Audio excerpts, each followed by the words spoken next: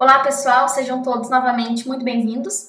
Para quem não me conhece, eu sou a Maria Júlia Ferraz, sou professora do nosso curso de resolução de questões e também advogada e pós-graduanda em Direito e Processo do Trabalho. Bom, no nosso encontro de hoje, nós daremos continuidade às resoluções de questões dos exames anteriores da OAB. Nós já resolvemos o exame 30 e 31, se você ainda não conferiu, a gente vai deixar aqui na descrição do vídeo esses vídeos anteriores, e hoje nós vamos resolver as questões do exame 29, referente à disciplina de Processo do Trabalho.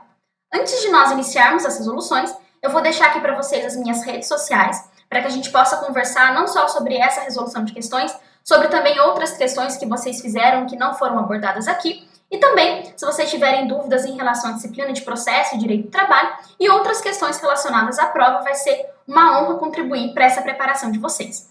E eu continuo ressaltando, pessoal, a importância de resolvermos questões. É importante porque a gente aproveita não só para revisar os conteúdos, como também para conhecer um pouquinho mais sobre o examinador e como ele vem abordando esses conteúdos nas provas anteriores. E processo do trabalho conta com 5 questões no exame de ordem. Vamos para a primeira questão. Em sede de impugnação à sentença de liquidação, o juiz julgou improcedente o pedido, ocorrendo o mesmo em relação aos embargos à execução ajuizados pela executada. A princípio, você, na qualidade de advogado da executada, entendeu por bem não apresentar recurso. Contudo, foi apresentado o recurso cabível pelo exequente. Diante disso, assinale a afirmativa correta. Bom, pessoal, a gente vai seguir a mesma metodologia que nós estamos adotando nos vídeos anteriores. Então, a gente vai fazer a leitura do enunciado. Se vocês quiserem pausar o vídeo nesse momento e tentar resolver a questão sozinho, depois vocês retornam para acompanhar a resolução comigo. E ainda, a gente vai ler o enunciado e também fazer uma breve revisão sobre o assunto para depois analisar as alternativas. Aqui nesse caso, da questão 76, a gente tem um processo que já se encontra na fase de execução. Então, o executado apresentou embargos à execução e a exequente também apresentou impugnação à sentença de liquidação. Isso foi julgado em uma única sentença e que o juiz julgou improcedente ambas as peças processuais. Face a essa improcedência, a gente percebe que a exequente apresentou o recurso cabível, enquanto que a executada nada tinha feito até o presente momento. E aí, ele pede para a gente assinalar a alternativa correta em relação a esse caso que foi narrado. Bom, antes da gente analisar, vamos fazer uma breve revisão. Em outra oportunidade, nós vamos analisar toda a linha do tempo da execução. Mas aqui, de forma breve, a gente precisa lembrar que, após o juízo da execução estar garantido, ou seja, depois de fixado o valor que vai ser executado, depois de o juízo estar garantido, seja por garantia espontânea do exequente ou por penhora feita pelo juiz, as partes elas têm 5 dias para apresentar ou embargos à execução, que é a peça processual apresentada pelo executado, ou impugnação à sentença de liquidação, que é a peça processual que pode ser apresentada pelo exequente. E aí, após essas peças processuais, elas serão julgadas em uma única sentença e o recurso cabível contra essa sentença é o agravo de petição. Pessoal, lembre-se sempre, se nós estivermos na fase de execução, o recurso cabível será agravo de petição. E ainda, vamos recordar um pouquinho sobre o recurso adesivo. Essa é uma modalidade de interposição de recurso em que aquela parte que não apresentou o recurso vai, no seu prazo de contrarrazões, também oferecer o recurso cabível. Ou seja, é uma parte que tinha o prazo para apresentar o recurso, mas ela se manteve inerte. Ocorre que a parte contrária recorreu. E aí, então, ela vai poder, junto com a resposta, apresentar o seu recurso que vai tramitar junto com o recurso que já foi proposto.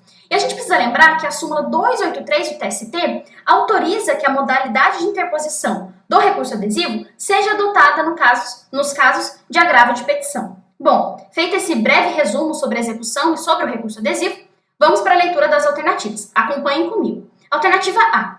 A parte exequente interpôs agravo de petição e a executada poderá interpor agravo de petição na modalidade de recurso adesivo. Perfeito, pessoal, é a alternativa correta. Como nós acabamos de revisar, contra a sentença que julga embargos à execução ou impugnação à sentença de liquidação, a peça processual cabível, a peça recursal cabível, é agravo de petição. E ainda, considerando que o executado ele não apresentou recurso e que a parte contrária apresentou, agora ele pode, no prazo de resposta, apresentar o seu recurso de forma adesiva ao recurso apresentado pelo exequente. Então, a alternativa A é a alternativa correta. Vamos analisar de forma breve por que as demais alternativas estão incorretas. Vamos para B.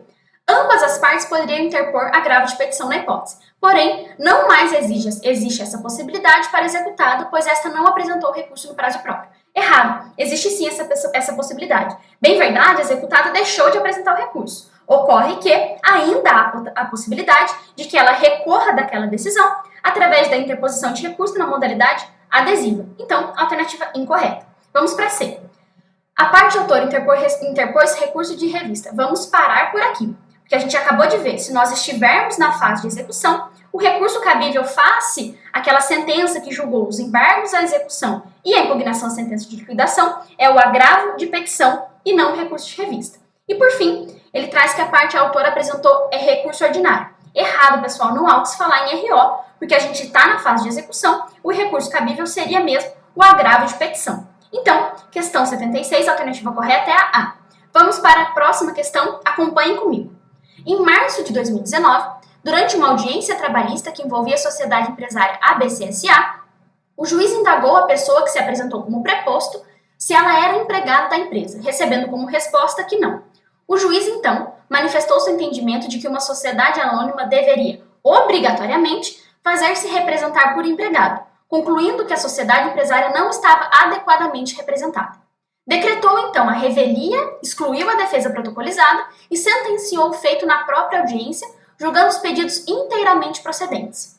Diante desse quadro do que prevê a CLT, assinale a afirmativa correta.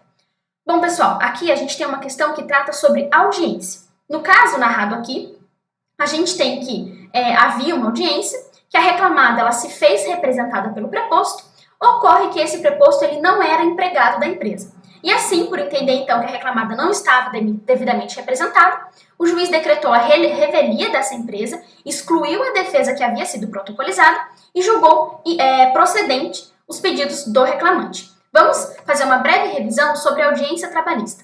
Pessoal, a gente precisa lembrar que nos casos de audiência, a reclamada ela pode fazer-se representada por preposto e esse preposto ele não precisa ser funcionário da empresa. A lei exige apenas que ele tenha conhecimento sobre os fatos que estão sendo narrados naquela reclamação trabalhista.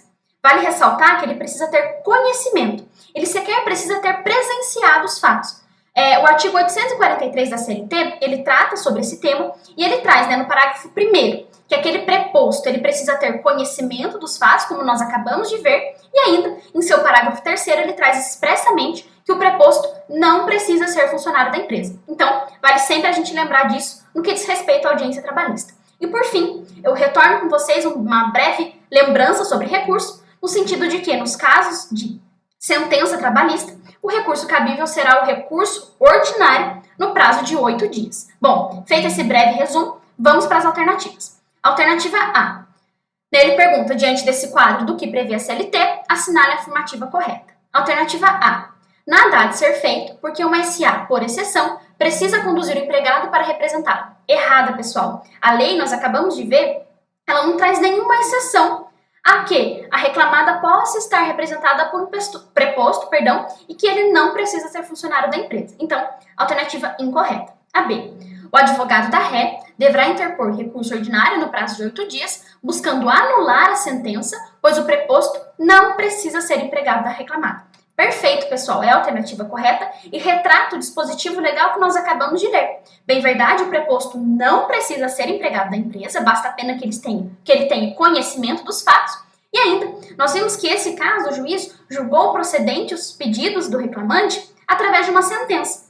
E nós vimos que a peça processual face a essa sentença, o recurso cabível, é o recurso ordinário. Nesse recurso ordinário, a reclamada terá que trazer em preliminar do recurso, trazer uma preliminar no sentido de que há uma nulidade no processo. Eis que o juiz ele analisou errado o processo. Ele entendeu pela revelia, enquanto que, na verdade, não havia o que se falar em revelia, eis que a reclamada estava, sim, devidamente representada quanto da realização de audiência. Então, questão 77, a alternativa correta é a B. Vamos analisar a C e a D.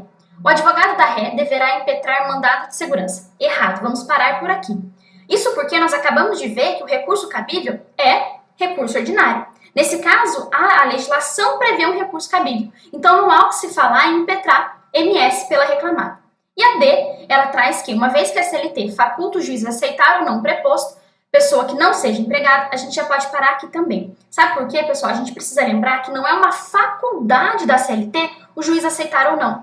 a CLT ela prevê expressamente no seu artigo 843 que o preposto ele não precisa ser empregado da empresa. Então, não é uma faculdade do juiz, e sim uma previsão legal. Então, questão 77, a alternativa correta é a B.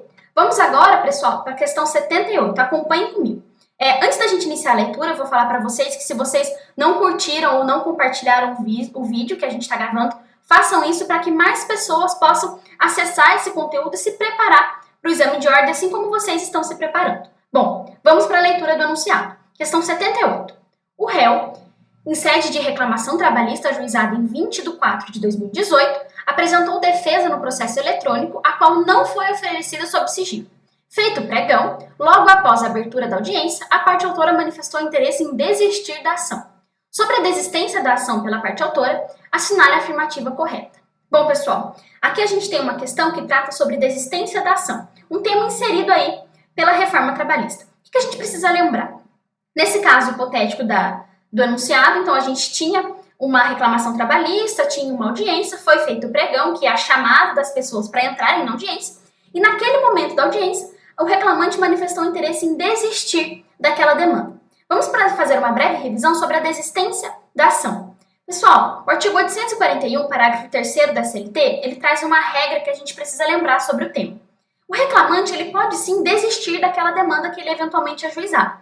Só que ele pode fazer isso a qualquer tempo, só que o momento que ele fizer vai ser importante. Isso porque, até a apresentação de defesa, o reclamante pode desistir sem necessidade da concordância da reclamada. Então, até a defesa, ele pode desistir daquela reclamação trabalhista, e isso independe de que a reclamada concorde ou não com a desistência.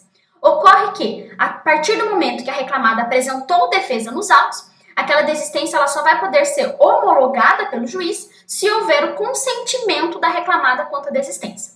E a gente precisa lembrar de uma questão quanto à apresentação de defesa.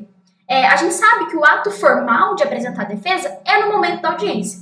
Ocorre que, atualmente, com os processos eletrônicos, a reclamada ela pode apresentar a defesa por meio de peticionamento eletrônico, que se dá antes do momento da audiência. E ainda, essa defesa ela pode ser ou não recebida com o atributo de sigilo.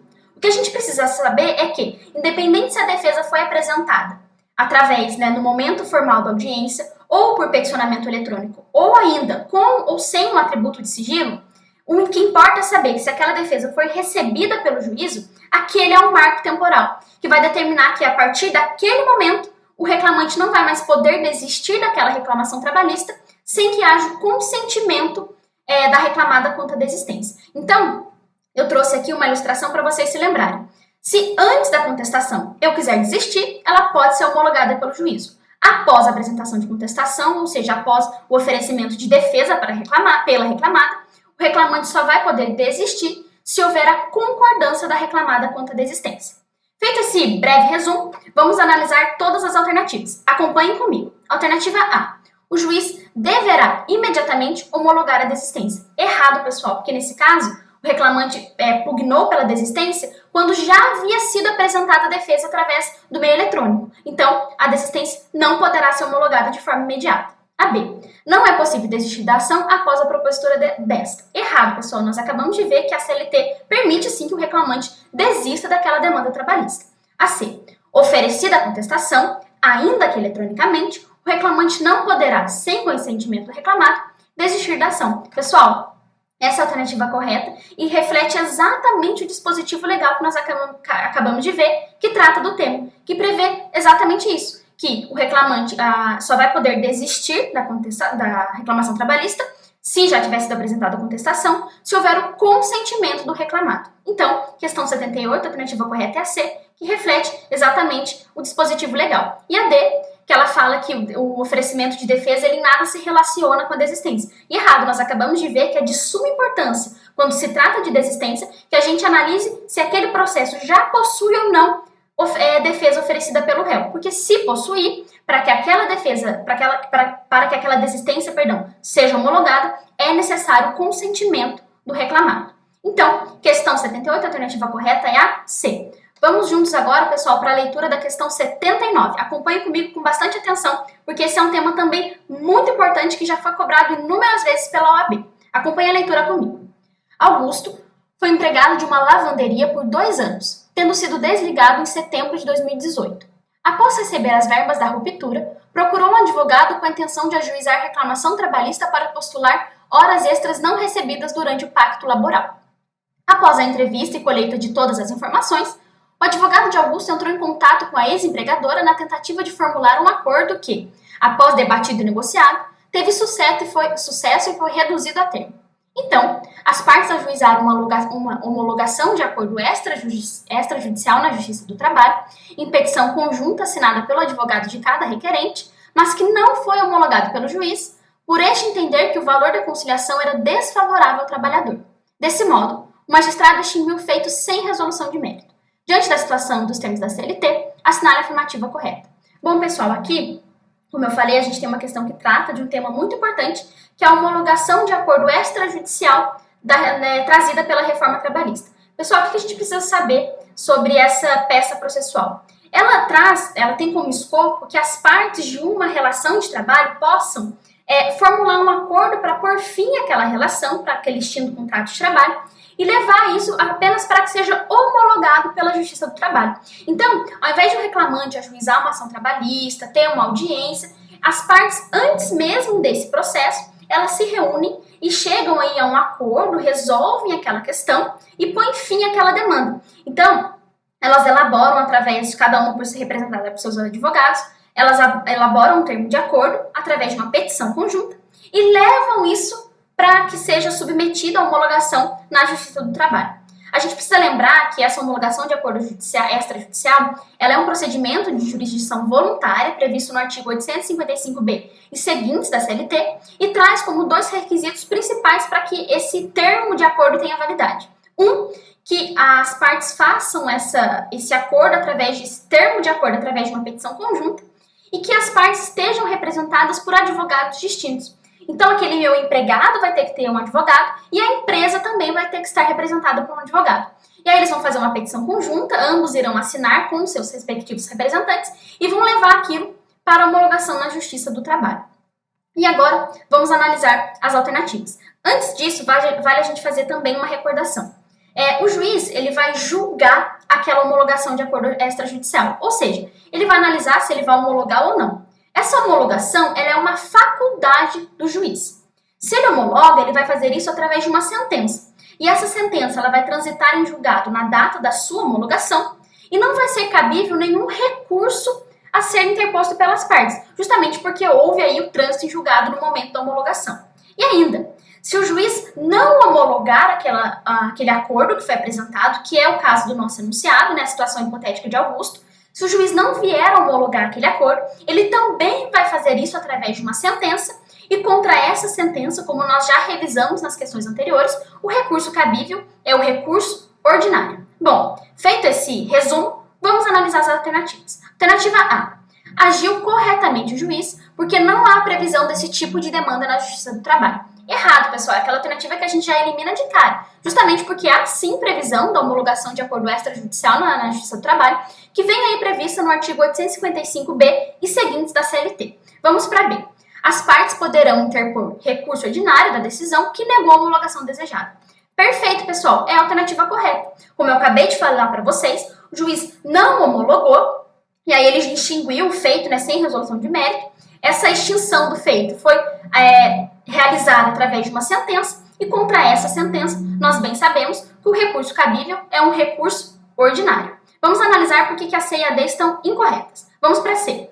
Augusto e seu ex-empregador deverão propor novamente a ação. Errado, pessoal, não é o caso de propositura de uma nova demanda. Bem verdade, eles vão poder questionar essa não homologação pelo juízo de primeiro grau em sede recursal pela via do recurso ordinário. Então, errado a alternativa C. E a D, ela traz que nada poderá ser feito na ação proposta porque o juiz não é obrigado a homologar o acordo.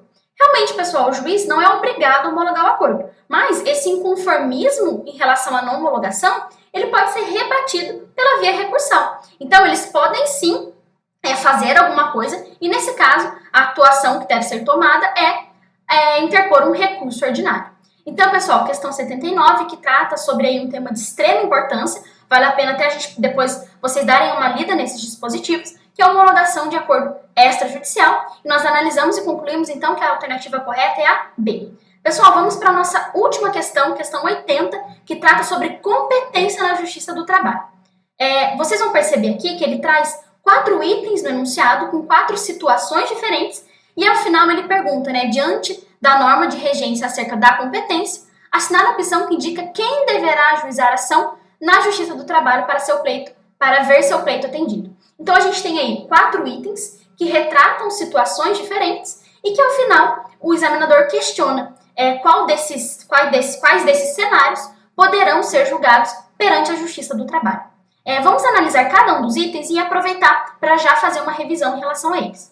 O primeiro caso, ele trata de Vitor e fala que Vitor é um artista mirim e precisa de autorização judicial para poder participar de uma peça cinematográfica, como ator coadjuvante. O que a gente precisa lembrar com relação ao artista mirim? Eu trouxe para vocês que, no caso de artista mirim, por ele ser em razão da menoridade, no caso, o julgamento será de competência da Justiça Especializada. O Estatuto da Criança e do Adolescente prevê exatamente isso, que nos casos desse julgamento, a competência será do Juizado da Infância e Juventude, que é a Justiça especializada para o julgamento. Então, a gente sabe que no caso de Vitor, a competência não é da Justiça do Trabalho. Vamos agora para o item 2. A empresa FFX Limitada foi multada por um auditor fiscal do trabalho e deseja anular judicialmente o auto de infração, alegando vícios e nulidades. Pessoal, aqui a gente tem então uma empresa que foi aí realizada nessa empresa uma vistoria e aí o auditor fiscal do trabalho impôs uma penalidade.